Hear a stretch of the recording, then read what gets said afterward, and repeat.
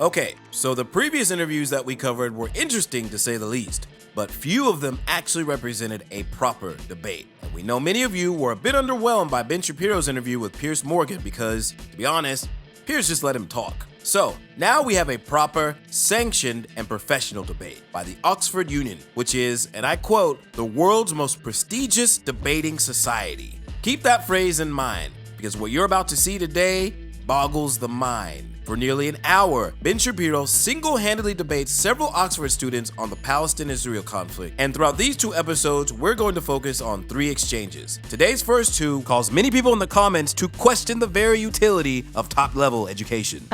So Ben, your argument was predicated entirely on Hamas.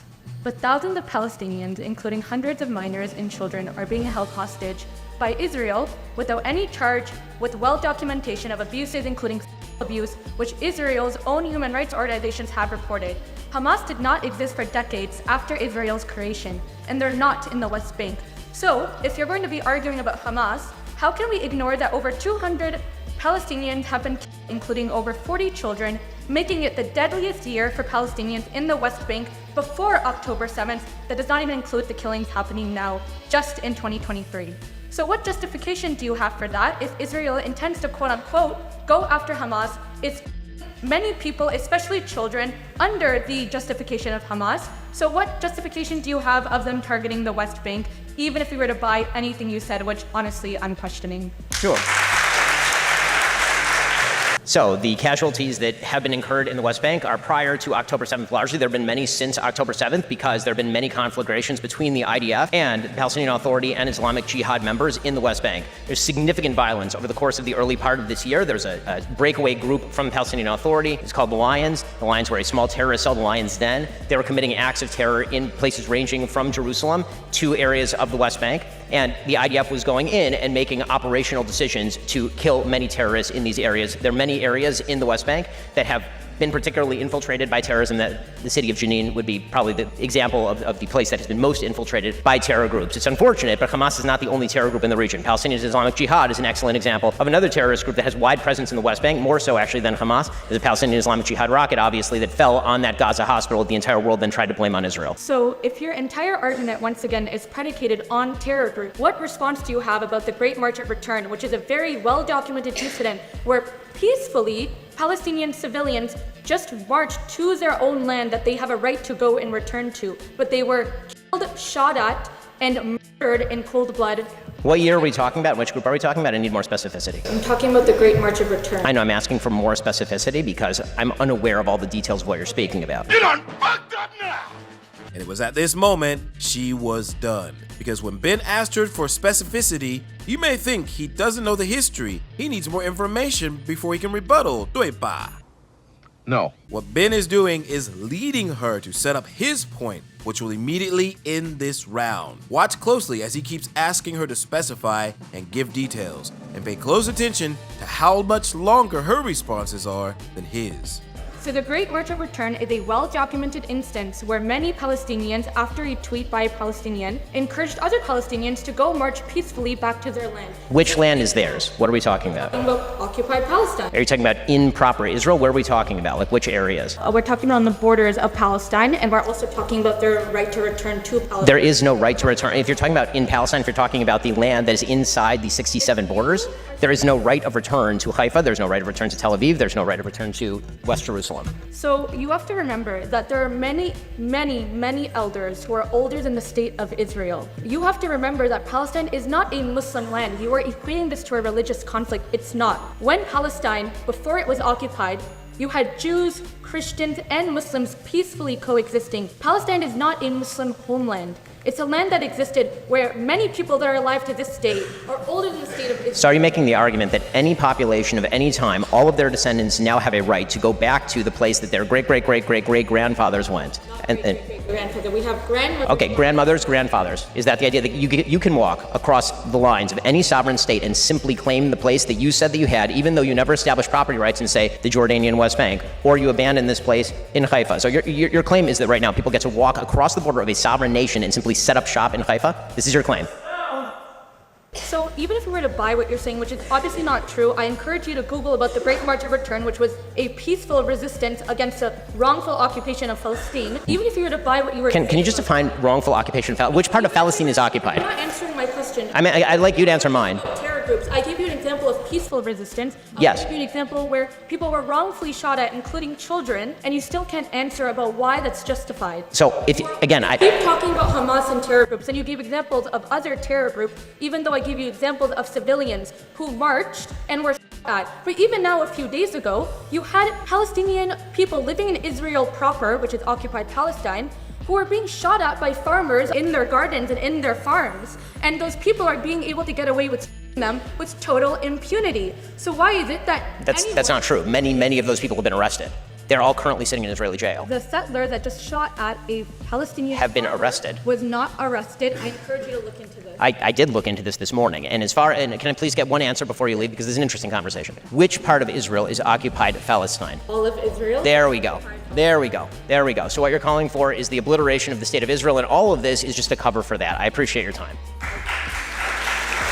And done. So in case you missed it, let me explain what just happened. From the moment Ben said he needed specificity, he was setting the student up to show off her knowledge and keep talking as he guided her to give certain details of the event where she would have no choice but to answer his second and third setup questions, which were: which land is theirs? What are we talking about? Are you talking about in proper Israel? Where are we talking about? Like which areas? And at that point, she couldn't turn back. The argument transformed from hers, which was how do you justify Israel's actions, to his, which is whose land is occupied. And then from there, he concludes with, well, if it's your land, then the only way you can get it back is for us to go away permanently, right? Now, I want you guys to remember this part because it will come in handy later on. The next challenger is actually going to continue with a similar argument as the previous one, but with more direct language, and it's going to cost her greatly.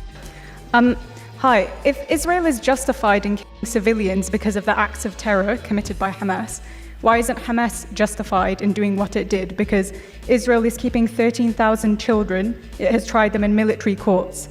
Since the establishment of Israel, 55,000 Palestinian homes have been bulldozed. So why isn't Hamas justified in doing what it did if we use your logic? So I'm going to answer your question, then I'm going to ask you a question if you don't mind. Is that all right?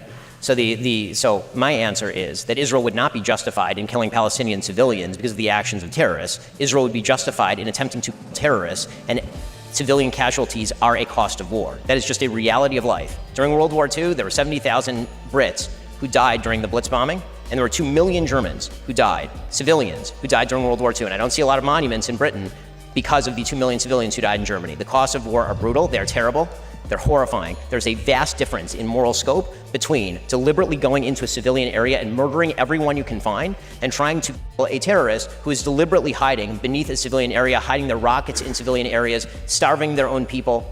There is a vast difference. Okay, so now I get to ask my question, if you don't mind. So my question is, do you believe that there is a moral difference between Hamas going into, for example, Kfar Aza, entire families, and Israel attempting to target terrorists and accidentally hitting civilians?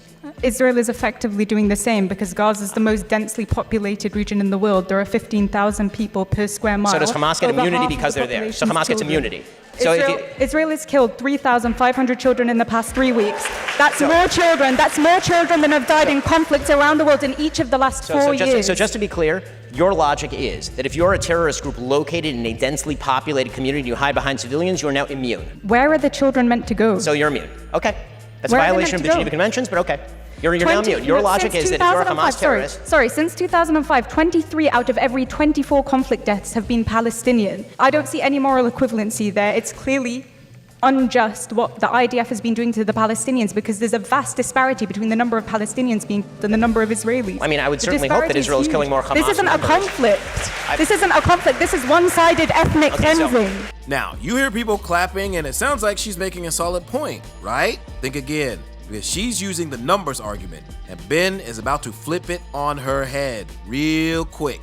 Again, I'm just asking you, if based on the numbers, more Germans died than Brits in World War II, did that mean that the British were wrong in World War II? Because they did. Many more Germans died than Brits. Based on the numbers, does that mean that Britain was wrong in World War II? Britain wasn't bombing civilians.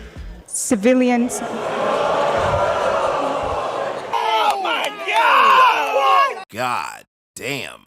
Fun fact, During World War II, international law did not forbid strategic bombing, which is exactly why Britain engaged in it, targeting civilian and industrial areas in the process, which caused a huge moral debate after the war. So with that in mind, the Oxford student has dug herself into a very deep hole. And remember what Ben asked the previous challenger? Well, he's about to set this challenger's tombstone with it.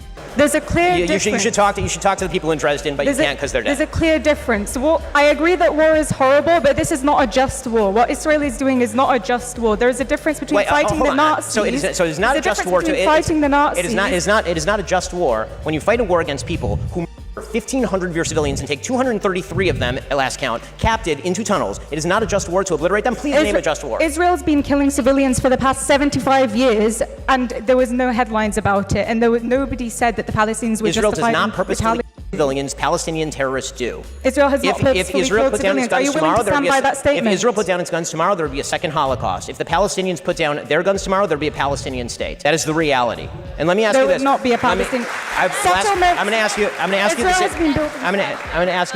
just going to ask you the last question. The same question I asked her. Which part of Palestine is occupied? The entirety of Palestine. But I'm not calling for the destruction of Jews. I appreciate you expressing your full genocidal intent for the Jewish people living between the river. Why is it genocidal to call for a state that is not apartheid? You can have a state where all citizens have equal rights, Jews and Muslims. I'm sure that's going to go amazingly not genocidal. under the same people who are governing the Gaza Strip, where currently zero Jews live. The time. Can we move on to the next question, please? And there you have it, a proper debate. You serious? Or was it? The comments were littered with sentiments of surprise and disgust for a university that has been ranked #1 in the entire world 8 years in a row. Jesus. And I'm sure some of you may not agree with Ben's arguments, so I encourage you to present your counterpoints in the comments below. Now, we still have one more debate to go, and it's getting its own episode because this guy comes at Ben with everything he's got. 这一次 Ben Shapiro 真的要认真回答. So prepare yourself for that one tomorrow, and I will see you on the flip side. Peace!